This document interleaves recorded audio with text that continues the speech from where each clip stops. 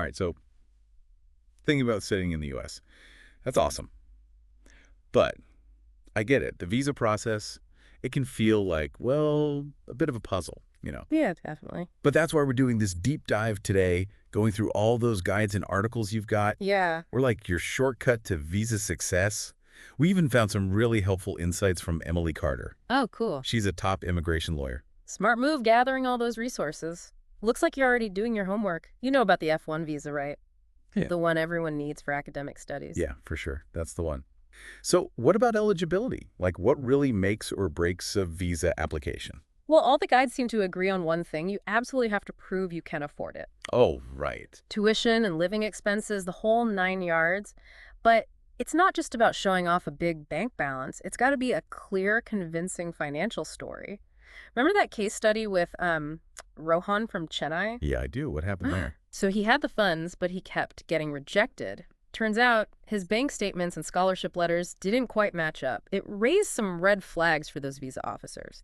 They really need to see a clear trail Makes sense. of where your money's coming from. So it's got to be like a perfect puzzle. Like, exactly. All the financial pieces have to fit just right. Yeah. That's a great tip for our listeners. Make sure those documents tell a clear story. No gaps, no weird stuff. Absolutely. Now, on the other hand, Ananya from Bangalore, she really nailed this part. Meticulous documentation, scholarship, family contributions. She even had like a small side hustle, documented it all. It showed the whole picture. And guess what? Approved. Wow, attention to detail for the win. Mm-hmm. So finances, Yep. super crucial. What else are those visa officers laser focused on? The I-20 form, it's more than just a piece of paper. Think of it like your school is vouching for you, saying, hey, this student has what it takes academically A and D financially to make it here. It's like a big stamp of approval from the school itself. Makes sense. Huge factor in getting that yes. Okay, so we've got our acceptance letter and our I-20.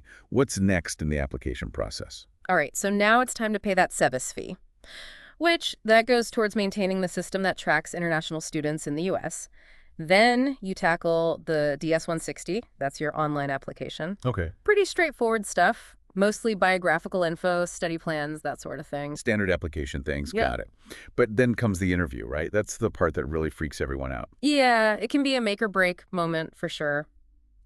Emily Carter, the immigration lawyer, she always says preparation is key for that F1 interview. Yeah. You need to be able to explain your study plans clearly and confidently, and also what you plan to do after you graduate. But, there's a bit of a contradiction there, isn't there? What do you mean?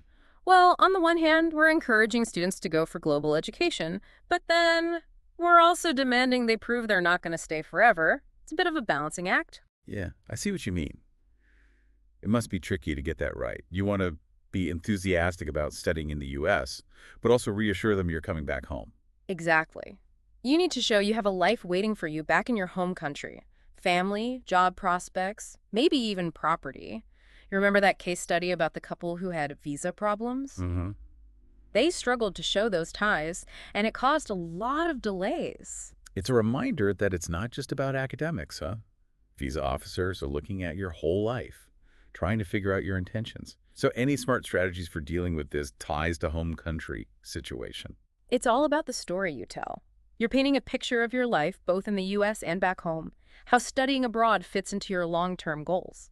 So not just checking boxes, but telling a compelling story. That shows your ties to home, but also your passion for studying in the U.S. Exactly. You got to weave those two together seamlessly. And of course, honesty is paramount. Any whiff of deception, and your application is toast. Honesty, transparency, and a good story. Got it. But let's be real. Even with all that, interviews are nerve-wracking. What can people do to calm those pre-interview jitters? Well, the guides have some practical tips. First off, practice, practice, practice. Do mock interviews with friends or family. Yeah, it makes sense. What about things like clothes and how you act? It's like any job interview. First impressions are everything. Hmm. Dress professionally, eye contact, project confidence, even if you feel like you're going to puke. Uh-huh. And never underestimate the power of a genuine smile. Okay, so practice, dress sharp, and act confident. Got it. Sounds like preparation is the key to rocking that interview. Absolutely. But remember, it's not about memorizing answers or putting on a show. It's about being your authentic self. Show your passion for your field, your commitment to going back home after. And don't forget those perfectly organized financial You're documents. right. Those are like your supporting cast in the visa application drama. They've got to help convince the visa officer that you're the real deal. So we've covered eligibility, the application process, and that all-important interview. But what happens after you've conquered the interview? What's next on this visa adventure? Well, that's where the excitement really starts to build. But first, a word of caution. Patience is key. It can take a while. Oh, really? Weeks, even months sometimes to get your visa approved. Patience. Oh, man, that's tough. Yeah. Especially when you're so close to your study abroad dream. I know, but trust me, the wait is worth it. Okay, so let's say you aced the interview, your visa is approved, and you're finally stepping onto American soil. What are the first things you should do when you arrive in the U.S.? Okay, I'm on the edge of my seat here. What happens next in this thrilling saga? What should you do as soon as you touch down in the land of opportunity? Okay, I'm picturing it. Touchdown in the U.S., visa in hand, ready for the adventure of a lifetime. What's the first thing you do after you land? Well, before you hit the books or, start exploring campus life, your first stop's got to be the DSO. DSO, what's that? It stands for Designated School Official. Think of them like your on-campus visa guru. They'll help you with all those visa details, making sure your arrival is documented and all that. And they're there to help you throughout your studies. So like a dedicated support system for everything visa related? That's pretty reassuring, especially in a new place. Absolutely. They'll answer your questions, help you understand the rules, make sure you don't accidentally break any laws. Now, once you've checked in with the DSO and, settled in a bit, you might be thinking about a part-time job. Yeah, makes sense. Help with those expenses. Yeah. But I know there are rules about working with an F1 visa. What are those again? Okay, so you can work on campus up to 20 hours a week during the academic year. Okay. It's a good way to earn some extra cash, get some experience, maybe even meet some new people. But there are some nuances to this 20-hour rule. Nuances. Like what? Well, some of the guides were talking about this gray area, like what about volunteering? Does that count towards the 20 hours? And what about unpaid internships? Good questions. I bet the answers aren't so simple. Yeah, it can get a little complicated. It's always best to play it safe and talk to your DSO before you start any work, paid or unpaid. They can help you understand all the rules and make sure you're doing everything right. Okay, good advice. Speaking of complicated, let's go back to those couples who sometimes have trouble with the visa process. The guides mentioned one couple that had huge delays. They couldn't prove strong enough ties to their home country. Yeah, that's definitely a bigger challenge for couples. The visa officers want to be extra sure that both people have good reasons to return home, after their studies, of course. So, any advice for couples who are applying for student visas? How can they make sure they both get approved? Well, being open and honest with the visa officer is huge. They should highlight their individual ties to their home country for sure, but also show that they're united in their academic goals, like they're in this together. It helps show their unity and purpose. Yeah, that makes sense. And maybe having a backup plan just in case one person's visa gets approved but the other one doesn't. Always good to be prepared. Absolutely. And, we can't forget about the emotional side of things. The visa process, it can be stressful for anyone, but for couples, it can really put a strain on the relationship. Open communication and supporting each other are so important. Yeah, it's a good reminder that this is a big journey, not just a bunch of paperwork. Supporting each other through the ups and downs, that's key. Okay, now let's switch gears a little. Let's talk about, what it's like once you're settled in, living the American dream. It can't be all about studying, right? Right. It's about experiencing a new culture, making new friends, just living life in a different country. But I'm sure there are challenges too. What are some of the things that international students struggle with? Homesickness is a big one. You're away from your family, your friends, everything's new and different, even the culture. It can be tough. Yeah, it's important to recognize those feelings and find healthy ways to deal with them. I know a lot of universities have support systems for international students, which is great. Absolutely. They have orientation programs, cultural exchange events, even counseling services. Don't be afraid to use those resources. And hey, technology is a lifesaver these days. Yeah. Video calls with your loved ones, those can really help with the homesickness. Yeah, it helps bridge that distance. Speaking of lifesavers, what about post-graduation options? What happens when all that academic fun comes to an end? Well, there's something called optional practical training, or OPT.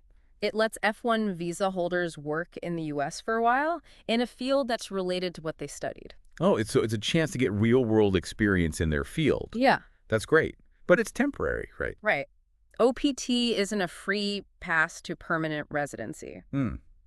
What about students who want to stay in the U.S. after OPT? What can they do? Well, they'd have to look into other visa categories, like the H-1B work visa, but that one's super competitive and you need a company to sponsor you. Hmm. Or they could try for a green card, but that's a long and often difficult process. Planning for what you'll do after graduation, it can get complicated, and it's smart to start thinking about it early. Yeah, so OPT is a good way to get your foot in the door, Yeah. but you need a solid plan if you want to stay in the U.S. long term. Absolutely. Don't be afraid to talk to career counselors, immigration lawyers, even former international students who've gone through this whole process. They can give you some really helpful advice. Great advice. And let's not forget organizations like LetzStudy. They can help you even after you graduate. They're not just about getting you to the U.S. They're there for you throughout the whole journey. That's right. Okay, so we've covered a lot today, haven't we? Pre-arrival essentials, working while you're studying, the challenges and support systems for international students, and even what you can do after you graduate. So, as our listeners start this exciting journey, what are the key things you want them to remember? Well, first things first, preparation is everything. From gathering all those financial documents to practicing your interview answers, every step you take beforehand will make this whole visa process smoother and hopefully more successful. Preparation is key. Got it. What else? Don't underestimate the importance of connecting with people.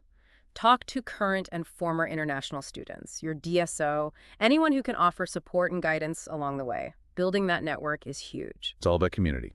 Makes sense. Yeah. Anything else? Just, embrace the journey, the ups and the downs, all of it. Studying abroad, it's a life-changing experience. It'll change you academically, personally, culturally, in ways you can't even imagine right now. I love that. Embrace the journey.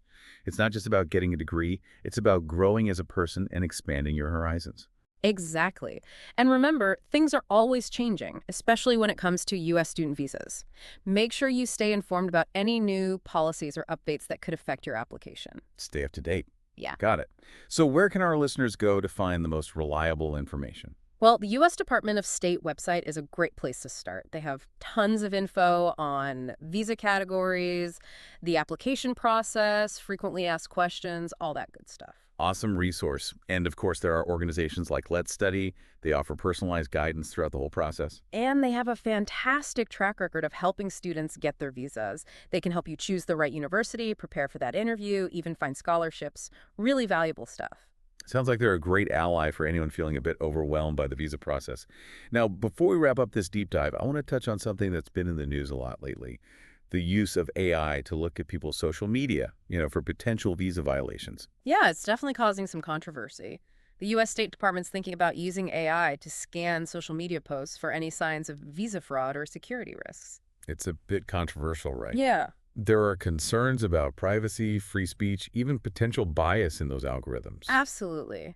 It's important for students to be aware of these things, understand how it could potentially impact their visa applications. So yeah, social media, it's a great way to connect with people and share your experiences. But, be mindful of what you post, especially while you're applying for a visa. Always better to be safe than sorry. Good advice. Okay, so we've covered a lot of ground in this deep dive. Pre-arrival essentials, the ins and outs of working on an F1 visa, building that support network, navigating post-graduation options, and even how technology is changing the visa process. We have. Hopefully our listeners have picked up some valuable insights and practical tips for their own U.S. student visa journey. I'm sure they have. But before we say goodbye, I want to circle back to something we talked about earlier, the human side of all this. Behind every application, there's a real person with real dreams and aspirations and anxieties too. Yeah, it's easy to get lost in the paperwork and the procedures, but it's important to remember that. Each application, it represents a person taking a leap of faith, following their passions and embracing the incredible power of education. So true. Right. And while the journey might have its bumps along the way, the rewards are huge. Absolutely. Speaking of rewards, let's talk about what awaits you once you've landed in the U.S., visa in hand, ready to start your academic adventure. What can you look forward to, and what challenges might you face along the way? Okay, so you've made it. You're on campus, the American dream. It's happening. But I'm guessing there's more to it than just showing up, right? Oh, definitely. Getting there, that's a huge accomplishment. But it's just the beginning. Remember all that talk about culture shock? Well, that's when things really start to get interesting. Okay, I'm all ears. What should students be ready for, besides the whole academic side of things? Well, the guides all talk about how the US is a real melting pot, right? But that also means figuring out different communication styles, social norms, even humor. It can be a bit of a learning curve, especially for Indian students. There was this one stat that really jumped out at me. Over 90,000 US student visas were granted to Indian students just in the summer of 2023. Wow, that's a lot of Indian students. It's amazing they're choosing the U.S., but yeah, I can see how those cultural differences could be tough. Exactly. Imagine going from a culture where, people are more indirect when they communicate to suddenly being in a super fast-paced, direct American classroom, or even just the whole perception of time. Things move at a different speed here. It really makes you think about all the things we just take for granted, right? Yeah. Our own cultural norms. So what do the guides say about handling these cultural differences? They all stress the importance of being open-minded and willing to adapt.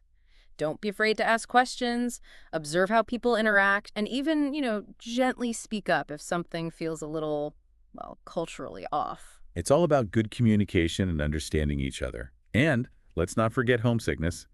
It's totally normal to miss your family and friends, especially when everything's new and a bit overwhelming. Absolutely.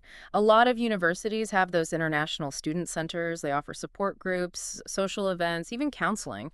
It's a good idea to reach out and connect with people. Yeah, those support systems can be so helpful, especially at first when you're still adjusting. What about staying in touch with family and friends back home? Technology to the rescue. Regular video calls, messaging, even sharing photos and videos of what you're up to. It all helps a lot. It keeps those connections strong, even from far away. And it lets your loved ones see what your new life is like so they feel more a part of your journey. Exactly. Okay, now let's fast forward a bit. You're getting close to graduation and you're starting to think about, what's next? The guides mention optional practical training, or OPT.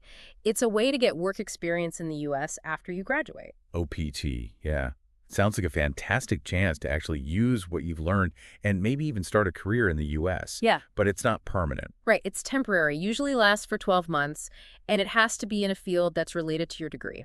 Think of it as a stepping stone, not a free pass to stay in the US forever. So for students who really want to stay in the U.S. long term, what are their options after OPT? Well, that's where it can get a little tricky. They might need to look at other types of visas, like the H-1B work visa, but that one's really competitive and you need a company to sponsor you. Oh, wow. Or they could try for a green card, but that can be a really long and tough process. It's smart to start figuring out your post-graduation plans early because it can get complicated. So OPT is great for getting some experience, but you really need a plan if you want to make the U.S. your permanent home. Exactly. It's a good idea to talk to career counselors, immigration lawyers, even other international students who've been through all this. They can give you some great advice. Awesome advice. Yeah. And let's not forget about organizations like LetzStudy.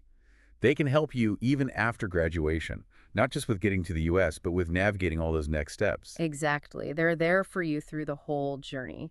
As we wrap up this deep dive, I think it's important to remember how much courage and strength it takes to go on this adventure. Applying for a visa, dealing with a new culture, building a whole life in a new country, it's not easy. It's amazing, really. It shows the power of the human spirit, that drive to learn, grow, and chase your dreams no matter what. And even though the process can be a bit intimidating, the rewards are just, well, they're priceless. The friends you make, the experiences you have, the way you learn and grow, those things will stay with you long after you've left that American classroom. That's beautifully said. It's so much more than just a degree, isn't it? It's about changing as a person, making memories, and having this experience that will stay with you forever. Exactly. So to anyone out there thinking about studying in the US, take that leap, embrace the unknown, and get ready for an amazing journey. Couldn't have said it better myself. And with that inspiring thought, we'll let you continue exploring this exciting path. We hope this deep dive has given you the knowledge, the insights, and the confidence to take on the world of U.S. student visas and create your own American adventure. Good luck on your journey.